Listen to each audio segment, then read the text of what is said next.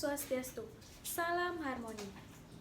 Perkenalkan, nama saya Dima Dewi Chandrayani dengan NIM 21129557 nomor urut 27. Pada video kali ini, saya akan mensimulasikan mengenai percobaan sederhana mengenai gaya dan pesawat sederhana. Kita ketahui bersama, gaya merupakan dorongan atau tarikan yang diberikan pada suatu benda. Nah, macam-macam gaya ada 6, yaitu gaya otot, gaya magnet, gaya listrik, gaya pegas, gaya gravitasi, dan gaya gesek. Berikut cuplikan mengenai penggunaan gaya pada kehidupan sehari-hari. Baik, di sini saya memiliki sebuah kendang. Namun, kendang ini akan saya pindahkan ke tempat lain, yaitu pada kursi tersebut. Nah, cara yang dapat dilakukan adalah dengan menggunakan gaya otot. Gaya otot merupakan gaya yang dilakukan menggunakan tenaga otot, yang mana kita dapat praktekkan seperti ini. Kalian dapat memegang kendang di bagian bawah dan pada bagian samping kendang. Kemudian kita dapat memindahkannya ke kursi ini. Nah, jadi dengan bantuan otot yang ada di tangan kita, kita dapat memindahkan kendang ini dari meja sebelah sana, kemudian akan dipindahkan ke kursi yang tempat yang diinginkan. Baik, untuk selanjutnya itu saya mempunyai satu buah paku dan satu buah magnet, yang mana jika paku ini didekatkan dengan magnet, maka magnet dan paku akan tarik-menarik. Hal ini dikarenakan karena adanya suatu gaya magnet, yang mana gaya magnet merupakan suatu gaya karena ditimbulkan karena adanya tarikan dan dorongan dari sebuah magnet. Dengan demikian, ini merupakan contoh dari gaya magnet, yaitu paku dan magnet.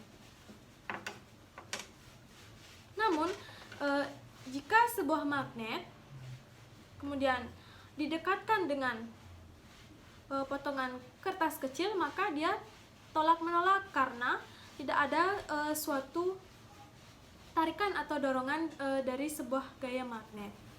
Baik, untuk selanjutnya yaitu saya akan mempraktikkan mengenai gaya listrik, yang mana kita dapat mempraktikannya menggunakan penggaris besi dan potongan-potongan kertas kecil dengan cara gosokkan penggaris besi pada rambut selama 5 menit. Kemudian kita tempelkan pada potongan-potongan kertas kecil.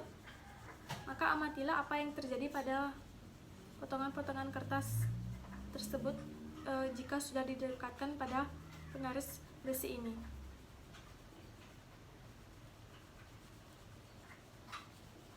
Kita tunggu.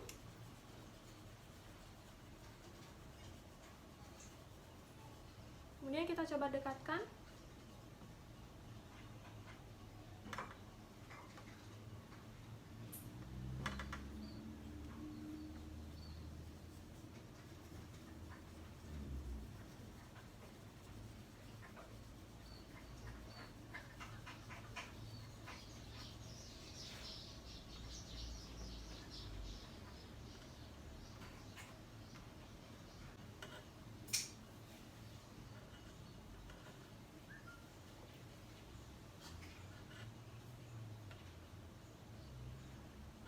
Nah, benar sekali, kalian dapat mengamati bahwa jika penggaris besi digosokkan pada rambut, kemudian ditempelkan pada beberapa potongan kertas kecil, maka kertas kecil dan penggaris tersebut akan tarik-menarik, karena ini merupakan contoh dari sebuah gaya listrik.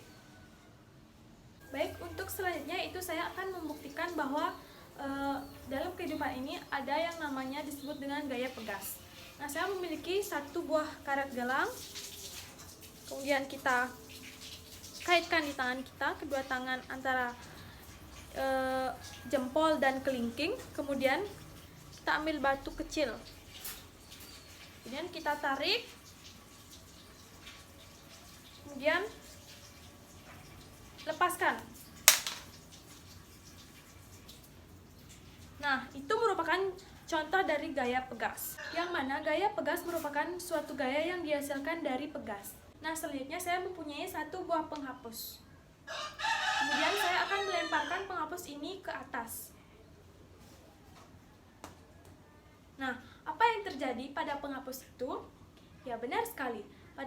Jika kita melemparkan penghapus ke atas, maka gaya yang diberikan adalah gaya gravitasi. Yang mana gaya gravitasi merupakan suatu gaya yang terjadi akibat adanya gravitasi bumi. Baik teman-teman, di sini saya memiliki satu buah belimbing. Kemudian belimbing ini akan dipetik.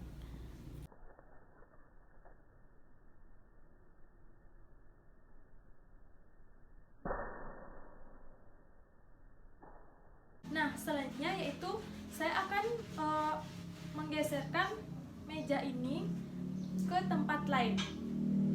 Nah, saya akan menggunakan gaya gesek untuk memindahkan meja ini ke tempat lain. Dengan cara memberikan dorongan kepada meja ini.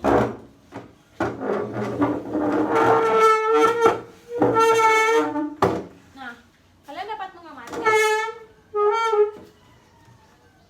meja ini akan berpindah jika diberikan gaya gesek.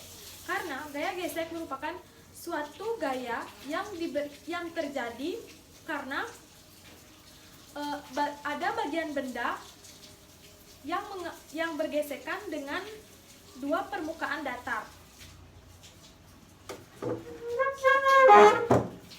Nah, dengan demikian meja ini akan mengalami gesekan dengan dua permukaan datar, yaitu lantai.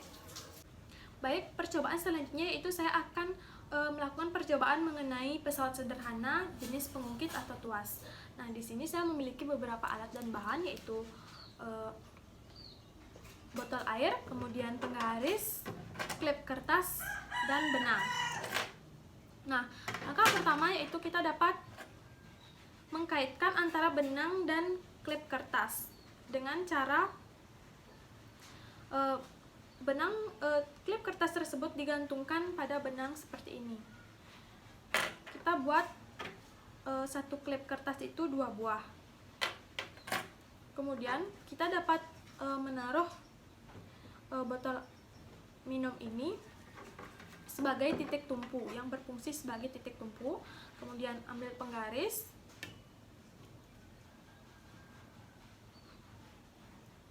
Nah, sudah terlihat bahwa penggaris ini sudah berada pada tengah-tengah titik tumpu. Kemudian kita ambil klip yang sudah dikaitkan dengan benang tersebut. Kemudian kita gantungkan pada penggaris. Agar seimbang, kita isi satu-satu saja dulu.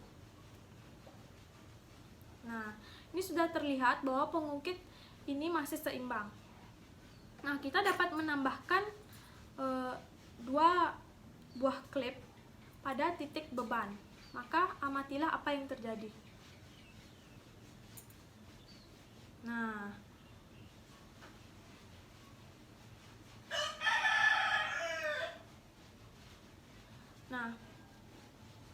sudah terlihat jika titik beban ditambahkan klip lagi 2 buah, maka titik beban ini akan terjatuh. Nah, bagaimana cara agar bisa menyeimbangkan pengungkit ini? Nah, untuk menyeimbangkan pengungkit ini, kita dapat menggeserkan titik tumpu ini ke bagian titik beban agar mendekati titik beban lebih sedikit. Nah, bisa diamati bahwa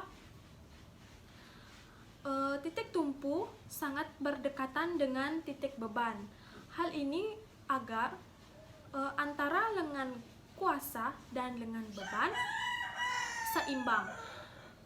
Nah, titik tumpu ini bertujuan untuk menyeimbangkan antara lengan kuasa dan lengan beban. Oleh karena itu diperlukan titik tumpu berdekatan dengan beban agar pengungkit ini bisa seimbang. Baik, percobaan selanjutnya itu saya akan melaksanakan percobaan mengenai pesawat sederhana yaitu bidang miring. Nah, di sini saya sudah mempunyai balok dengan ukuran 10 cm dan ini merupakan ukuran balok 5 cm. Kemudian ini kartu undangan sebagai bidang miring. Kemudian ini mainan bayi yang sudah diikatkan dengan benang sebagai beban. Dan untuk mengukur beban kelajuan saya menggunakan stopwatch. Baik, langsung saja kita coba. Pertama saya akan mencoba menggunakan balok yang berukuran 10 cm. Kemudian ini bidang miring. Kemudian ini beban. Kemudian kita hitung menggunakan stopwatch. Hitung kelajuannya.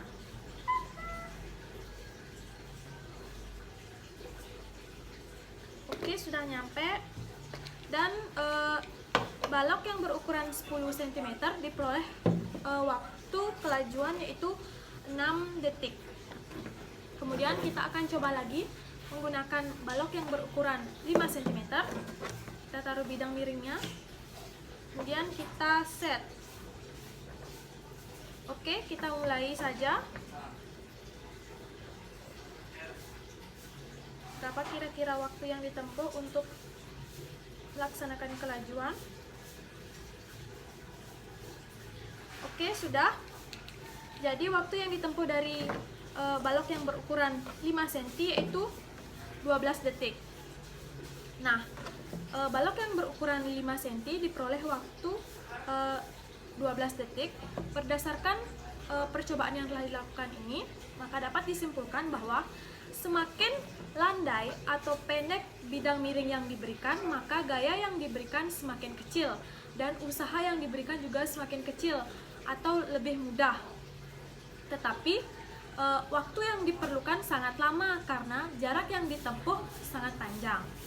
Sedangkan jika semakin curam bidang miring atau semakin tinggi bidang miring yang digunakan, maka gaya yang diberikan semakin berat dan usaha yang diberikan sangat berat.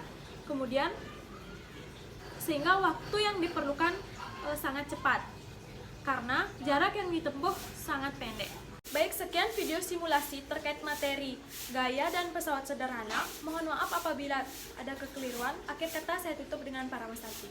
Om Santi, Santi, Santi Om. Salam harmoni.